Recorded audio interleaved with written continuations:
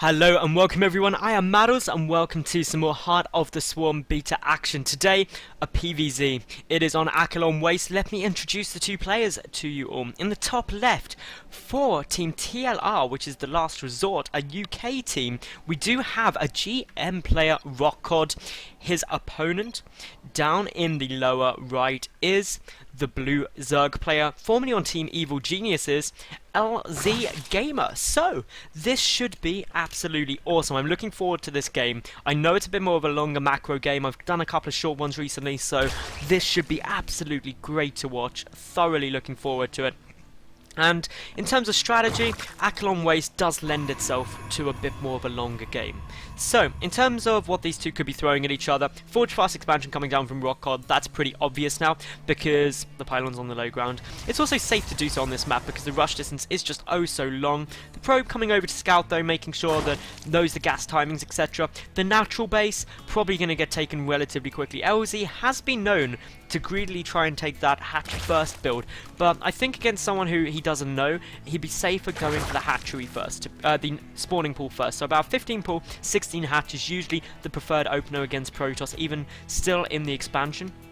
Following on from that, it's a quick third, and the third that will be taken will be the one north of the natural. The reason for that is because then you can defend this area between the natural and the third very easily, whereas if you try and take the one to the lower left, well actually the rocks are blocking your resupply straight away. And there's also this annoying little bit of dead space cliff area where you can't actually get units through, which means that to try and get around you can get into a little bit of problems, and especially as the Protoss player is able to commit quite heavily and then mass recall out, it's not necessarily the base you want to take. But for Rotcod, he can take that third base himself very quickly, and really both players can secure 4 bases relatively early on within the game without too much of a hassle. So that is hopefully something we will be seeing at the moment. LZ, he's got his spawning pool nearly finished, his hatchery just starting now, so his pool hatch. Through Rotcod, it was a Nexus Forge opening, as economical as you can be, and that is just good news for him. We're definitely going to be going more into the mid-game, so while we wait for these two to reveal what they could be doing, let me remind you all that, of course, if you do like my casting, please give the video a thumbs up, leave a cool comment, and subscribe as well, because I get new games up every single day of the week. And as such, if you want to watch some cool high-level StarCraft action, you should just hit that sub button to make sure you don't miss any. And that is as simple as it gets. Now, for LZ, currently, he's getting his queen out. He went for 2 lings just to make sure he's safe from cannons or anything like that. Should be aiming to get his third base up in about the next, well, 30 seconds ideally, so between about 350 and 420 is the ideal timing, and we can see the drone getting pulled now. This is all fine, going to that north base just as expected, so nothing really coming as a surprise to me at the moment. These two just playing standard, which is good ultimately. Standard play isn't something that should be viewed as negative, because it just means that we're getting to the mid-game where more exciting things can happen. So there goes down the third base. It was about 4 minutes 25. LZ tends to get it slightly later than some players. Not massively so, just a little bit, but again, that's just because you got those speedlings out, zerglings out a little bit quicker. And if you get them out really late, or you skip them, you can sneak your hatchery slightly sooner, but you have to cut other corners in exchange for that. So all LZ's doing now is just running around with these zerglings. He finds the probe, is going to be able to chase that down, make sure no pylons are getting planted anywhere he may not want them. But generally speaking, this is what you want to be doing with these early zerglings. You're not going to be able to punch through the natural wall off, and therefore you don't even need to, because you've got the Overlord there that sees chrono boosting going down on the Nexus. The 2 gas are obviously going to be up for a Protoss player. Just all you really want to check is that if there's chrono boost coming down on the cybernetics core, and also if the Forge is researching anything, because if the Forge is getting a +1 upgrade, then you know that it's quite probably going to be some kind of gateway push. It's going to, or at least it could be. The only other option is they're really gearing up towards the late game, but instead, Rotcod, he's getting up his mothership core, is trying to get it out as quickly as possible. It's a good unit. It allows you to be a bit more safe in defense with the photon overcharge. You can poke and prod, you can get stray zerglings by watchtowers and things very, very easily, as obviously they cannot attack air units, but generally speaking, this is now looking to be getting into the mid-game very comfortably. LZ droning away very heavily, does have his first 2 gas up, no more yet though. The 3rd and 4th gas not started for Rotcod either, who is supply blocked temporarily, but with the pylon about to complete, that will get cleaned up without too much hassle.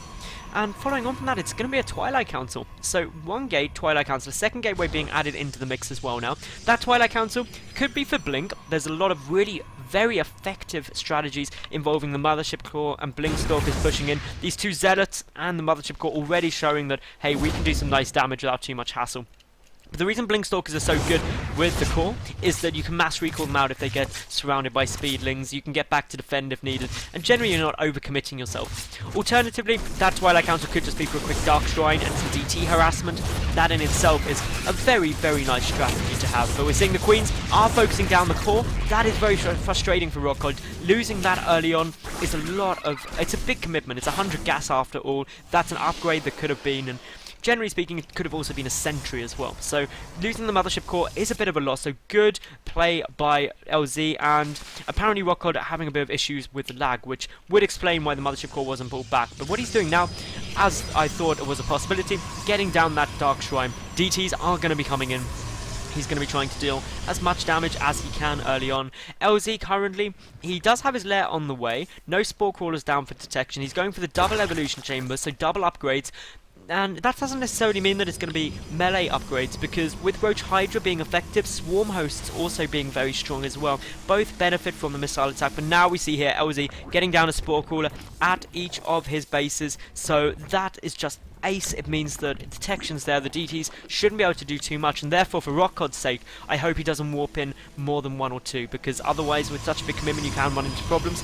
3 cannons and a nice little pylon wall off coming down here at the third base, just making sure that it's safe. A very early third. It came down at, roughly speaking, about the 8-minute 15 mark, so getting that nice and early on just means that actually I've got it secured. I'm going to be pretty safe. We do also have just some probes dying kill over there, trying to knock out these rocks at the back, which is always a little bit awkward. The Overseer now scouts that Dark Shrine. That is a great bit of scouting information, but it's too late to be able to cancel it for Rotcod, so it is complete, which means that he probably, now it's been scouted, it won't get down any DTs, because ultimately if your opponent has scouted it, it can be a bit of a problem. But 3 are getting warped in. I'm just trying to look around for where they could be. Here they come. So 1 to each base. Unfortunately, Spore Crawlers are already there, which means that it could be a bit difficult to knock it out. But as long as Rotcod identifies that, and 3 isn't a big commitment, so he should be fine. What LZ's going for, though, is he's already got the 1-1 upgrades, but he's getting the melee attack, even though he's going for Enduring Locust, so he will be going Swarm Host. He's also getting up that Spire, so Swarm Host Corrupt to a great composition. The Overseer, unfortunately, spotting that DT, but now running the wrong way, so goes back. Another DT coming in towards the Natural, taking a bit of damage from the Queen, but is going to try and get into the fight. Meanwhile, at the Natural base, the Queen is able to take out that DT. The second DT at the Natural dead. The one in the main getting taken out by the drones. Rotcod did still manage to kill 7 workers there, though, so nothing to shy away from. And behind this, he's going into pretty much SkyToss style play. He's got 2 Stargates already in production. 10 Mutors are on their way out, though. And a lot of players are favouring Mutalisks over Corruptors, just due to how strong Void Rays are in this matchup. And as we can see, Void Rays are going to be the units of choice for Rotcod's Sky Army at the moment. Enduring Locust is about half done. The first Swarm Host not yet started. The 1-1 upgrades about to complete. And the Rock Tower just getting knocked out in order to secure this 4th base a bit safer and make sure that not too much happens. A couple of Zerglings unfortunately died there. A DT desperately trying to come forward, but with the Overseer there, will not be able to get into the base and will not be able to deal any damage. So that's fine. Mutors have now been revealed.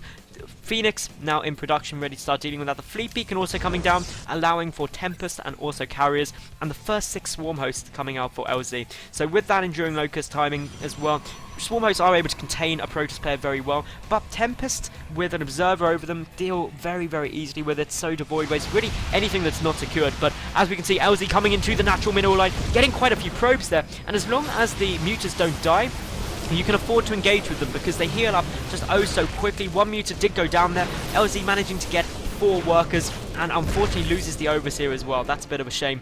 But for the meantime, cannons at all the other bases. That means the Rotcod very secure in terms of Mutor harassment to his mineral lines at the moment. But as that Mutor flock gets larger and larger, potentially could be doing more and more damage. LZ taking another expansion, will be going up to 5 bases very early on in this game. And that's a good choice, to be honest, because those additional bases just mean that he's got the production for it. I don't believe he saw the Stargates. No, he hasn't yet. So seeing those Stargates would just mean that actually I've got time. Because one thing about SkyToss It takes an awfully long period to actually get out on the field, but with quite a few Phoenix here now, and with the range upgrade in production and already half done, these Mutalisks could be running into a bit of problems. Rotcod, he's got good micro, and if he's able to kite them around, he should be absolutely fine holding them off, so, and really dealing a nice bit of work with them. We do see that the swarm hosts are there. The Overseer is a critical part of that though, because the Overseer means that you are able to spot any observer. If you knock out the observer, then there's no detection to kill those swarm hosts, so that's something very important. There is no, I don't actually think there's a robotics facility down yet, so no observers on the field for Rotcod at the moment. He is going to need to get that out, otherwise the only form of detection he'll have is those lovely oracles, but of course they're not so great because it's an energy based skill as opposed to a just constant passive effect of detection. So the Phoenix count getting really quite high now, up to 11 to the 14 muters, but Corruptors are about to pop out for LZ in response to these Phoenix, just to help deal with those, because Phoenix are not good against Corruptors, because Corruptors are armoured rather than light.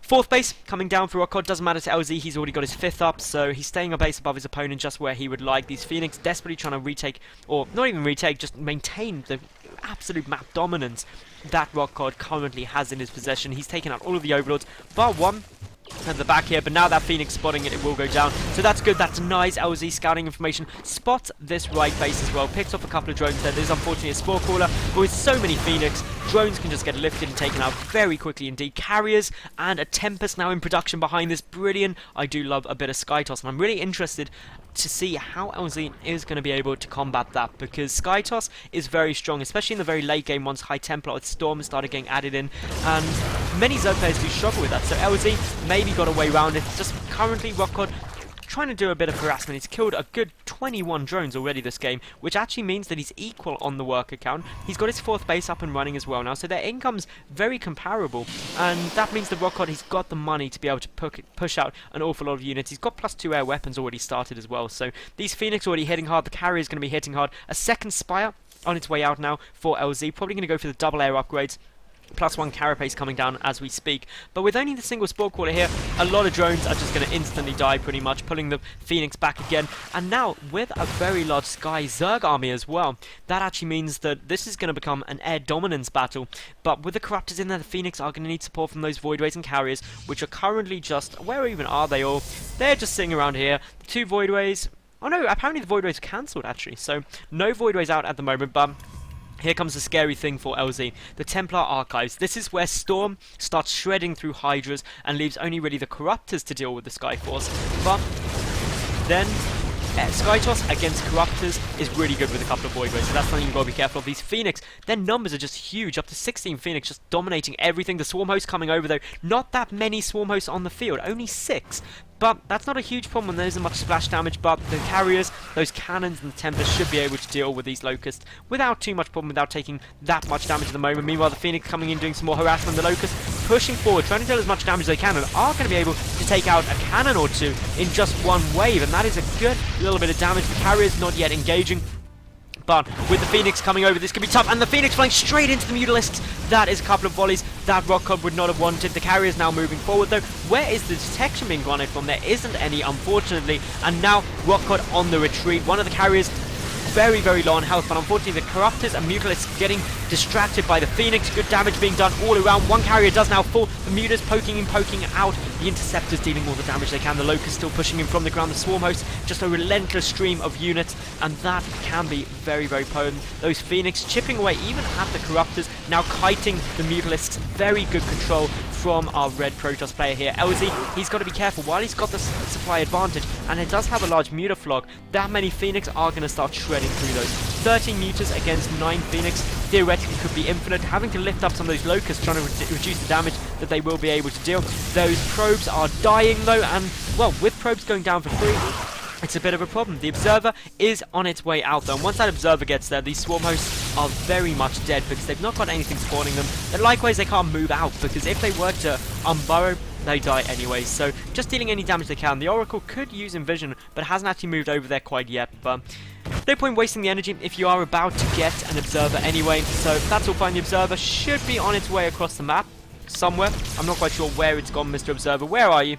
Here you come. So that's fine. The Observer on its way through. A good Skytoss army already starting to form. 150 supply in Void Rays in production. The High Templar as well coming out. And they're the real big threat, because the High Templar, they start dealing huge damage, but in come the Mutas, in come the Corruptors, trying to pick off any of those Phoenix as all they can, but this is now air v air, and that is a pretty funky thing to see. The Mutas trying to start working down on these Tempests, on these carriers, the Corruptors as well doing a nice amount of damage, and well, it looks like for the moment LZ doing well. He's keeping this Skytoss force numbers low as possible, but knocking out the carriers and the Tempests are going to be a big loss. It takes a long time to get this army up. Out comes the Void Ray, and the Void Ray can shred through the Corruptors, but does get taken out before it's able to. A Photon Overcharge being used on that Nexus there will force back LZ for the moment, but in terms of the loss tab, well, Rotcod losing about, well, nearly exactly actually 2,000 more resources than that of his opponent, and that's frustrating. LZ behind this, taking his 6th base, just getting up the 3-2 air upgrades. He's got his hive already done as well. And so the important thing, and the one thing that I want every Zerg player to take away from this, is notice LZ is being very aggressive against Skytoss. It's what you need to do, because if you allow it to get up to be a sizable force, you are not going to be able to deal with it. A 200 to 200 Skytoss force with High Templar, who already have Storm, it's going to be very difficult. And there's some of those Storms hitting and showing the Mutas do have to back away, especially air units. They clump up so much, they can do massive damage. The 3rd base, though, now under siege. The Mutaflock, absolutely ginormous, with 33 out on the field, shredding through everything, and with the health regeneration, they will heal up very quickly. The Corruptors providing a bit of support, trying to knock out the carriers as quickly as they can. No corruption being used, though, at the moment. The Probes at the 3rd base getting taken out. Now the Nexus is getting focused down. Meanwhile, though, Pylons are coming down by this 6th of LZ, so could be very shortly trying to get down some cannons. The Mutas, the Corruptors are going to have to fall back. Good damage being done at the moment by those Tempests from afar. 15 range is oh so powerful. +3 weapons coming down. LZ taking a 7th base as well now. The Pylons unfortunately going to go down to these Mutas, but still, I like the thinking out of Rotcod there. And this Swarm Host is only just now dying. All the Corruptors, all the Observers rather, stacking up on each other, granting as much detection as possible. A good number of cannons as well, helping defend that. +3 flyer attack is about to finish. +2 flyer armor is already done, so hopefully we'll see +3 flyer armor started shortly. The Muta count is still increasing, 42 out on the field, and this is a very unique way of LZ trying to deal with this. He's got a good combination of Corruptor and also Muta, mainly focusing on the Mutalisks. And the reason Corruptors aren't that good against Skytoss is due to Void Rays. They deal so much damage to Armored, and with Prismatic Alignment as well, it's absolutely devastating. But the concern for Rotcod is going to be, or rather for LZ, will be Rotcod's High Templar. A couple of good Storms on the Mutalisks, when they're all clumped up, will absolutely destroy them. And that is going to be savage. It's going to be really, really painful to watch. And if they hit good, Rotcod could take this game very easily, because 42 Mutalisks, that's 4,200 minerals and gas potentially going down to just a couple of Storms. It would be a big problem. So, yeah. LZ there, why does Zerg cry about this style from TOS? Indeed, why do they? Because apparently this Mutalist style that LZ is throwing at it is very, very effective. So this is something that is a bit fun, and Rotcod is clearly taking that as a bit of an insult, but LZ, he's playing solid. He's got some Banelings up there. Skytoss force is now starting to grow a bit more, getting towards the late game. These High Templar have a lot of energy on them, and LZ, he just doesn't want to engage. He wants to be as careful as possible, and that's really the right thing, and he doesn't want to try and engage too quickly. He wants to really get the right engagement, because if those Mutas clump up, and as I said, the Storms hit, that would be pretty bad. But the Banelings rolling in, if they connect with the High Templar, that would put an end to the Storms, but the Storms already do go off, and we see that a good amount of damage being done here. It's a massive flurry. The Void Ray is getting focused down pretty quickly by those Mutas, who are soaking up a lot of the Void Ray fire, allowing the Corruptors to attack from behind, but quite a few Mutas are going down, but it looks like LZ is going to win this fight, and apparently Muta Corruptor is the composition that wins. And well, as we're seeing now, these corruptions are going down on the massive units, just allowing the Corruptors to do even more damage. The Muta count was shredded down to just 2 at the moment, probably going to get even lower, so from 42 Mutas down to 0. If we look at the loss tab, it's very equal. Both players losing around the 27,000 resources mark at this point, but for LZ, he's at 77 drones on 7 bases compared to Rotcod, who is down at 55 probes on 5 bases. That just means LZ able to remax quicker. He's got a lot more mutas out, already 36. He has so many banked up lava, so many banked up resources. He should be able to take this game now, but Rotcod came very well. The defining moment was actually those banings connecting with the High Templar, stopping the storms, which could have shredded through those mutas. And there's the GG out of Rotcod. Good manners out of him. LZ, I don't actually think he was trying to be BM with that comment, but still, I can see why it could be taken that way. So great play out of both of these two. LZ possibly now discovered the way to beat late game Skytoss's Zerg, which oh so many people have been struggling with, and indeed it was a very fun game to cast. So I hope you all enjoyed that. If you did like it, thumbs up the video, leave a cool comment and subscribe. I get new games up daily, so I'll see you all tomorrow for yet another new cast. I'm Madals, thanks for watching and bye for now.